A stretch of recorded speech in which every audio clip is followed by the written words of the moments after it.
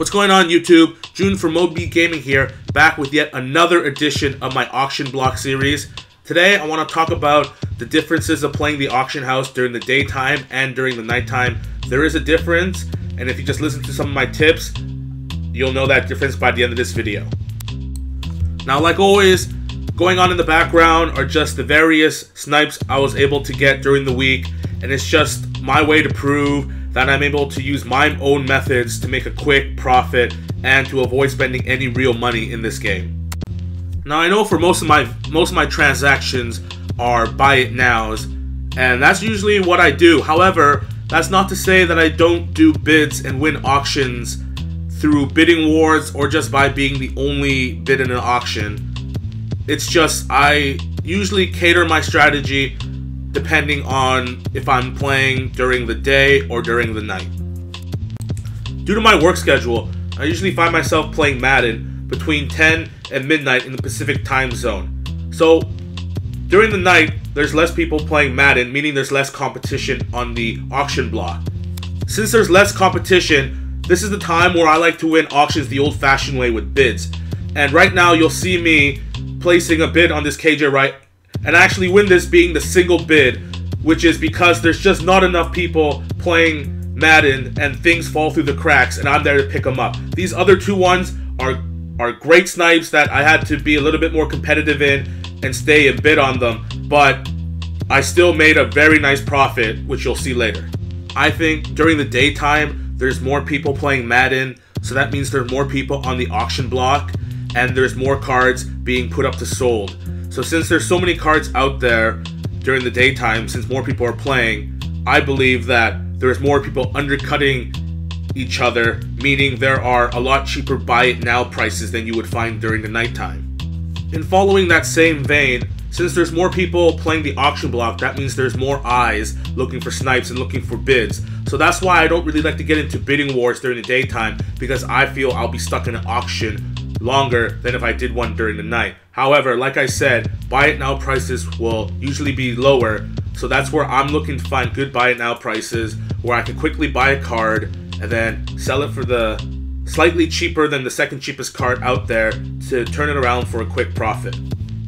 Now, I know some of you may not like doing the bidding, and I can see why. It's a really big time drain at times. And I also often find myself sometimes getting really frustrated and maybe going over my limits and making a mistake just because I have too much pride and I want to win this item.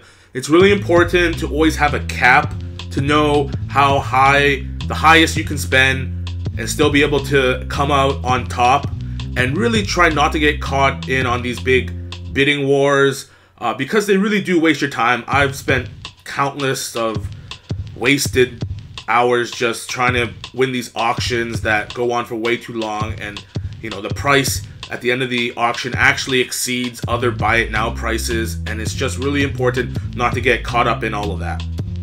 But also remember to never think that putting a bid on is ridiculous because you'll never win it, because there's times when I've been playing Madden late at night and I see an auction with 2 or 3 hours left with maybe 1 or 2 bids on it, and I put a single bid on, just, you know, thinking, just wanting to know how much it sells for in the morning because I don't think I'm going to win it. And when I go back to Madden in a day or two, I'm actually often very surprised to see I've won that auction, just because I forget that during the night, you know, some people just don't play Madden that late. You know, they have early schedules and things just fall through the cracks, and once in a while you're able to just get lucky and win an auction that you never thought you could have.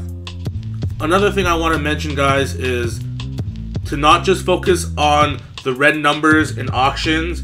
So what red numbers are is when an auction has 5 minutes or less, the numbers turn red, and obviously the less time an auction has, the higher priority it gets in the display order. But I'm saying it's better to not just focus on the red numbers, but actually look at auctions up to an hour left in time remaining. I personally like to focus on auctions that have 10 to 20 minutes left, place a bid, and save my bidding until the numbers turn red, so at least I'm not contributing to raising the price too high. So right there, I just showed that I was able to win a few auctions there, and now I'm showing the the fruits of my labor and all the profit I've been able to make. Now, I just want to say there is always a disclaimer with all my videos that you may lose coins.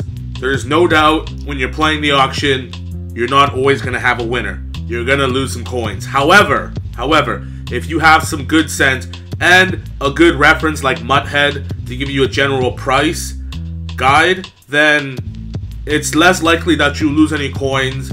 I will fully admit that I've lost coins on transactions that did not work out. However, I will also say that overall, my profits have been well exceeding any losses that I've had. And sometimes you just want to take a risk because you think you can make a big profit, and then you just learn from those mistakes if it doesn't work out. Another tip in the auction house playing game is to not always look for home runs. It's good to hit singles and doubles and just find cards that you can sell for a quick maybe 1,000 coin profit, maybe a little less in the hundreds. As long as you're making profit, then you're really not hurting yourself.